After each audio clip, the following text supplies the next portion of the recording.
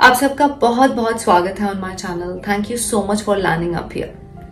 आज का जो टॉपिक है वो बहुत इंटेंस, बहुत विशाल, बहुत वाइड है।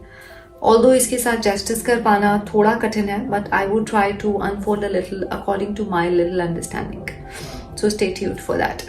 Let me tell you first that I'm a holistic health coach since last decade and more than a decade, and spiritual calling has always been a part of my life, and I think it's the most important sense of this human experience too. So आज के विषय पर वापस आते हैं। जो विषय है वो है गुरु. The name is also giving me goosebumps. गुरु का क्या महत्व है, गुरु की क्या इम्पोर्टेंस है हमारे जीवन में।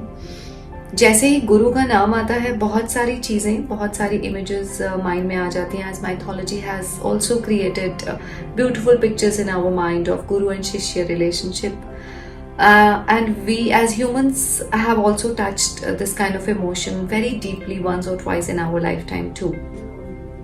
So let's come to the Gyan part. From where it all started. We all know that Indian culture is so rich that we have so many scriptures with us, and one of them is Guru Gita too. We have Srimad Bhagavad Gita, we have many Gitas, and out of that one is Guru Gita too. So from where did this Guru Gita came? ऐसा माना जाता है कि महादेव जी और पार्वती जी के बीच में जो intense conversations होती थी, ज्ञान का रूप ले लेती थी वो, और उसमें से एक इंटेंस कॉन्वर्सेशन का result is Guru Gita. So once Parvati ji asks Mahadev जी कि इस दुनिया में इतनी सफरिंग है, इतनी सोल्स रीबर्थ होता है, तो कब ये लिबरेट होंगी. बहुत कठिन सा लगता है इस कलयुग में ऐसा होना. सो ऐसा कोई गुर दीजिए, कुछ होना चाहिए, कोई फॉर्मूला होना चाहिए कि इनको मुक्ति प्राप्त हो जाए. And then Mahadev ji replies and he says that बिल्कुल होना चाहिए और ये ज्ञान सबको मालूम होना चाहिए. And then he explains it in around 181 shlokas, which comprises of Guru Gita. So I'm not a well-read person over the subject, but I'm just an articulator. So whatever I have read and whatever I have understood. So in that he explains that the most important formula जो कि इन जीवों को, इन आत्माओं को मुक्ति दे सकता है, मुक्त करवा सकता है, इस गुरु. सो गुरु का हमारे जीवन में बहुत बहुत महत्व है. गुरु ही है जो हमें परम ज्ञान, मतलब परम ब्रह्म को प्राप्त करवाता है. So in modern words we can say that he is the GPS and he is the torch bearer. He walks his talk. अगर हमारे पास कोई देहधारी गुरु है, then he is the one who has experienced that truth, and he is the medium through which we can experience that truth. So he has just to be the medium. He cannot be a friend. A guru can never be a dost, क्योंकि जब ये relationship किसी और form में बदलता है, जब ये रिश्ता चेंज होता है, then the purpose of the relationship is lost, because guru has just to be the medium. He cannot be any self-proclaimed God, and he is just the medium through which we can see things in a different way. We can learn the way of life. अब जैसे because of modernization things have changed a lot, and this relationship has also taken different forms too. एक समय था, हम सबको पता है, जब गुरुकुल में शिष्य अपने गुरु के पास बैठते थे, एक डायलॉग चलता था और कितने कितने दिन वहाँ बैठे रहते थे.